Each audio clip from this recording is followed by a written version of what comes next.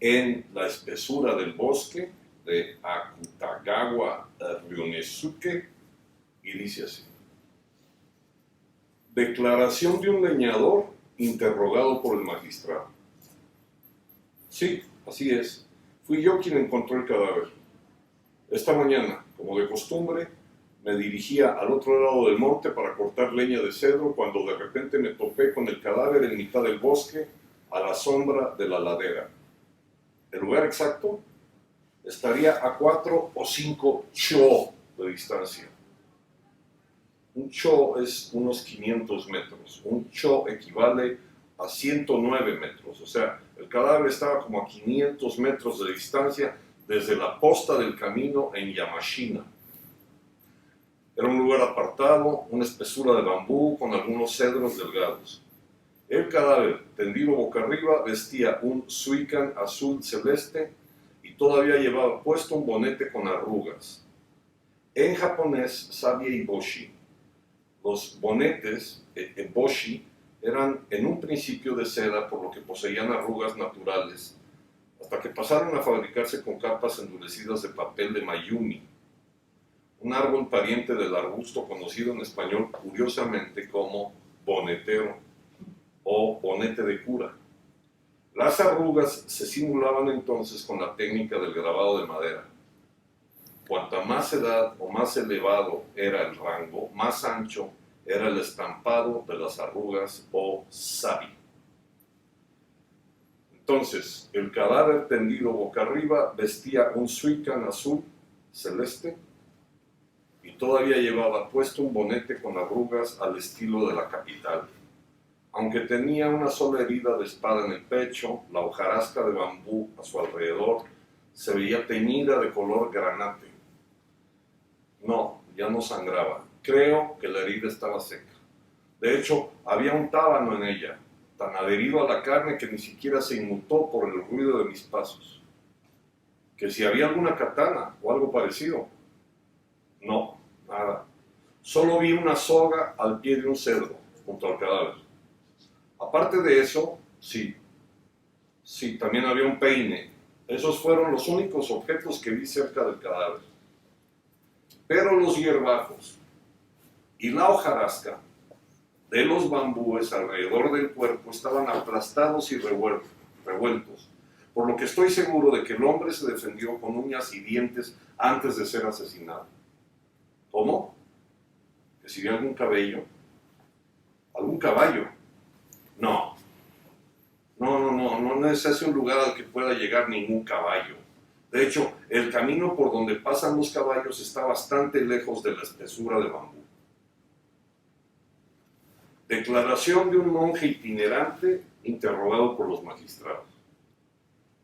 Ciertamente fue ayer cuando me encontré con el difunto. Ayer. Debió de ser a eso del mediodía. Nos cruzamos a mitad del camino que va de Sekiyama a Yamashina. El hombre caminaba en dirección a Sekiyama e iba acompañado de una dama montada a caballo. La mujer llevaba un velo colgando del sombrero, así que no pude verle el rostro. Sí, alcancé a distinguir el color lila de su vestido. El caballo era un palomino. Creo que llevaba las crines rasuradas. La altura del caballo mediría 4 ki. Ki es otra lectura para el sinograma de Sun, que son 3 centímetros. La medida estándar del caballo era un shaku, que quedan sobreentendidos. En definitiva, el caballo medía 4 shaku y 4 sun, o sea, unos 133 centímetros en total, gracias al traductor. Mediría 4 ki, aunque no estoy seguro, puesto que soy lego en la materia. El hombre, no, además de llevar la katana ceñida, cargaba con arco y flechas. Recuerdo perfectamente la aljaba de laca negra con unas 20 flechas de guerra en el interior. ¿Quién iba a pensar que aquel hombre terminaría de ese modo? La existencia humana es en verdad más efímera que el rocío y más fugaz que el relámpago. Estas palabras de un sutra, la sutra del diamante. Qué bonito. La existencia humana es en verdad más efímera que el rocío y más fugaz que el relámpago. Ay, no encuentro palabras para expresar la lástima que siento por el pobre desdichado. Declaración de un oficial interrogado por el magistrado. El hombre que arresté, sí, exacto, se trata de Tajomaru, un bandido de renombre. Lo arresté en el puente de piedra camino de Awadaguchi. Se había caído del caballo y estaba en tierra retorciéndose de dolor. La hora, a primeras horas de la noche. Recuerdo que la última vez que intenté atraparlo vestía igual, el mismo suicán azul oscuro con la misma katana ceñida en el obi. Pero esta vez también llevaba un arco y una aljaba con flechas. ¿Qué me decís? ¿Que eran del difunto? Entonces no me cabe ninguna duda de que el asesino es Tajomaru.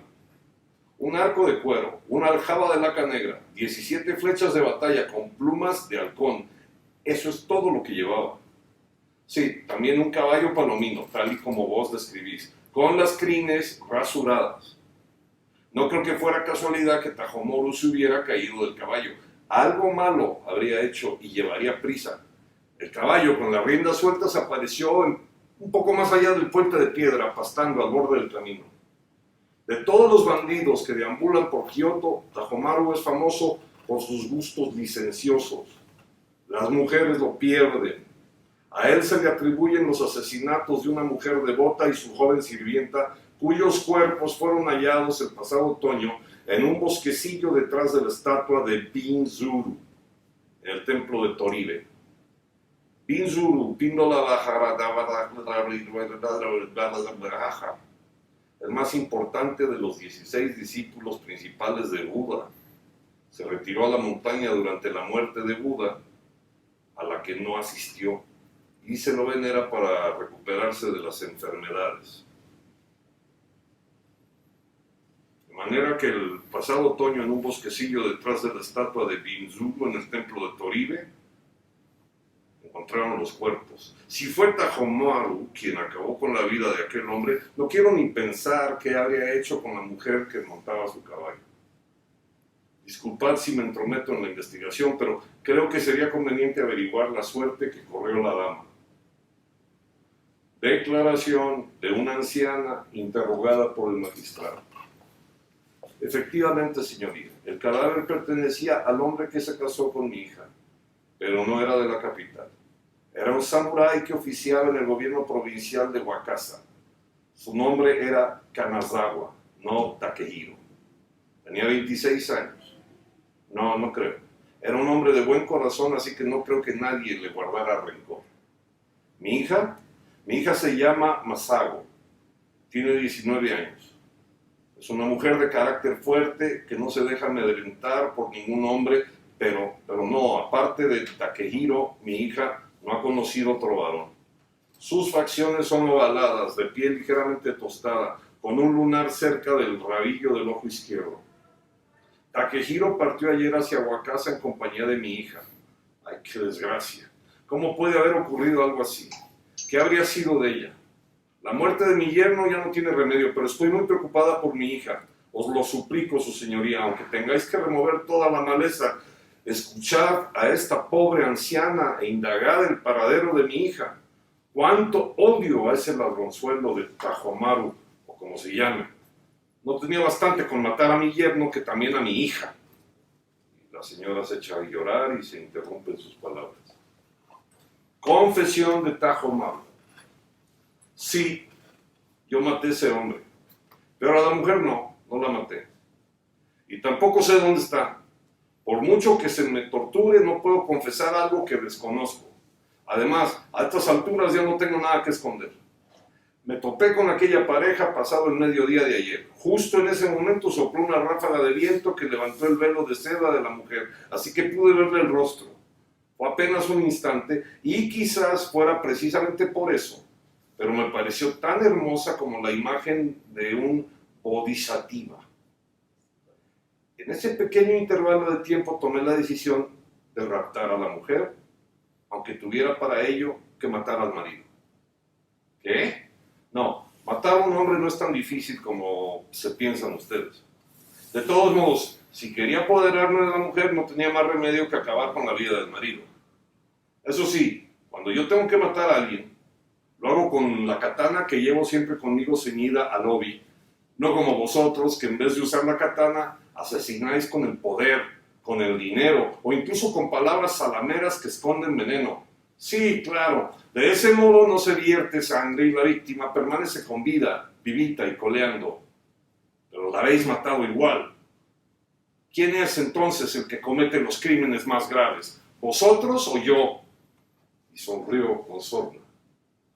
Por supuesto, lo ideal no hubiera sido raptar a la mujer sin tener que matar a su marido. De hecho, cuando decidí raptarla, no tenía intención alguna de asesinar al hombre, aunque de todas formas no era buena idea intentarlo en plena ruta de Yamashina y a plena luz del día, así que me las ingenié para llevar a la pareja hacia el interior del monte.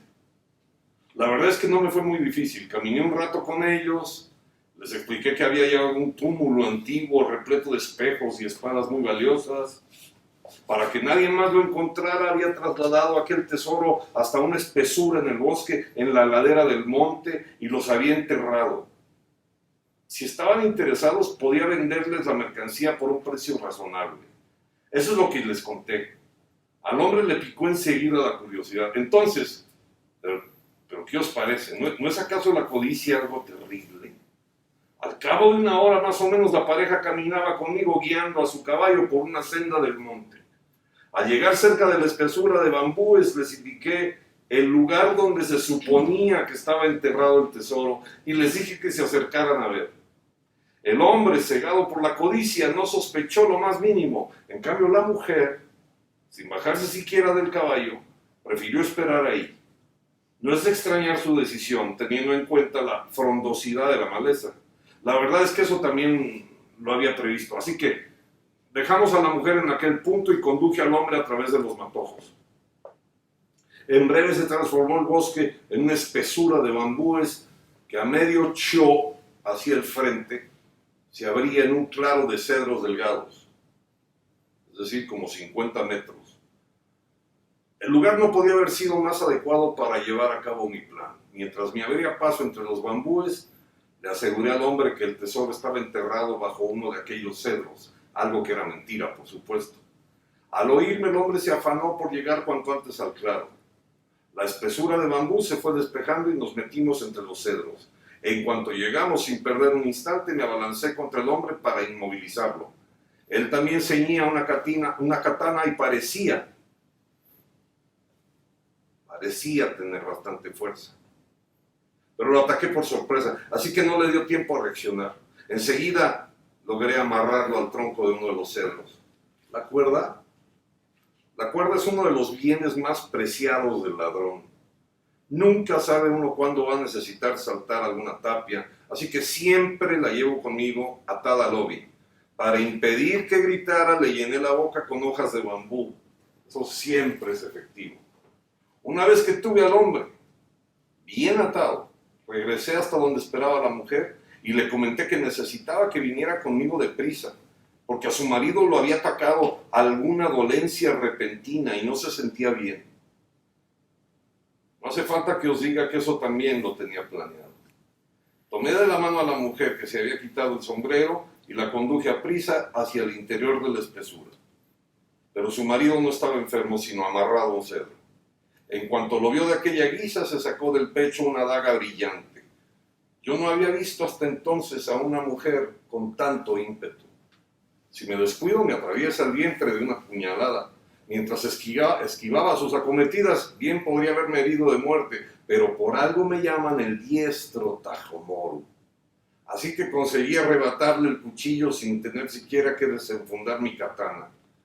Por mucha fiereza que mostrara una vez desarmada, no tenía nada que hacer frente a mí. De ese modo, tal y como lo tenía planeado, conseguí poseer a la mujer sin necesidad de matar al marido. Sin matar al hombre. Así es. No tenía entonces la menor intención de matarlo, pero me disponía a alejarme del bosque cuando de repente la mujer, a quien había dejado en el suelo entre llantos, se me agarró al brazo como una loca. Entre sollozos, entrecortadamente gritó: que uno de nosotros tenía que morir, o el marido o yo, diciendo que no podía vivir con la vergüenza de haber sido poseída por dos hombres, pues para ella vivir así era mucho peor que la muerte.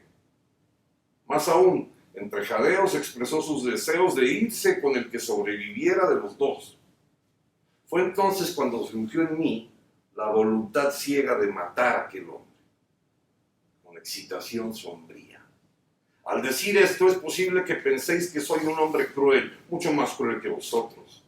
Pero eso es solo porque vosotros no visteis el rostro de aquella mujer en aquel preciso instante. Sobre todo sus pupilas envueltas en llamas. En cuanto la miré a los ojos, me convencí de que aquella mujer debía ser mi esposa, aun si por ello tuviera que acabar fulminado por un rayo.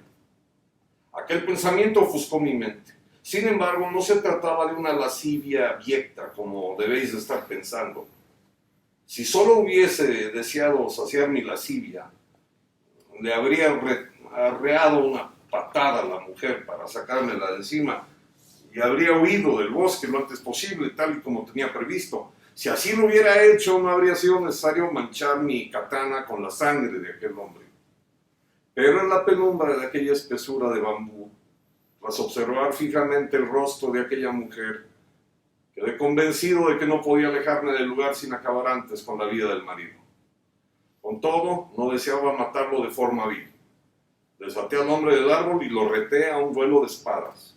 La cuerda que encontraron al pie del cedro era la cuerda que yo dejé olvidada. El hombre, con el rostro lívido, desenfundó su katana y sin mediar palabra, poseído por la furia, se abalanzó contra mí. No es necesario que les explique el desenlace del duelo. Calculo unas 23 acometidas hasta que al fin mi katana atravesó su pecho. Recordadlo bien. Eso es lo único que merece mi admiración por aquel hombre. Hasta ese día ningún hombre en todo el país había logrado resistir 23 de mis acometidas. Con sonrisa complaciente. En cuanto derribé a mi oponente con la hoja de la katana empapada en sangre, me volví hacia la mujer. Pero ¿qué os parece? La mujer se había esfumado. Inspeccioné la arboleda de cedros tratando de averiguar por dónde se había escapado, pero no encontré rastro alguno de sus pasos entre la hojarasca del bambú. Observé el lugar minuciosamente, escuché con atención, pero lo único que alcancé a oír fue un gorgoteo en la garganta del agonizante. Seguramente la mujer había aprovechado el momento en que nos debatíamos en duelo para huir del bosque y solicitar auxilio en el camino. Sentí que era esta vez mi vida la que corría peligro. Así que me apoderé del arco y de las flechas y regresé por el sendero del monte.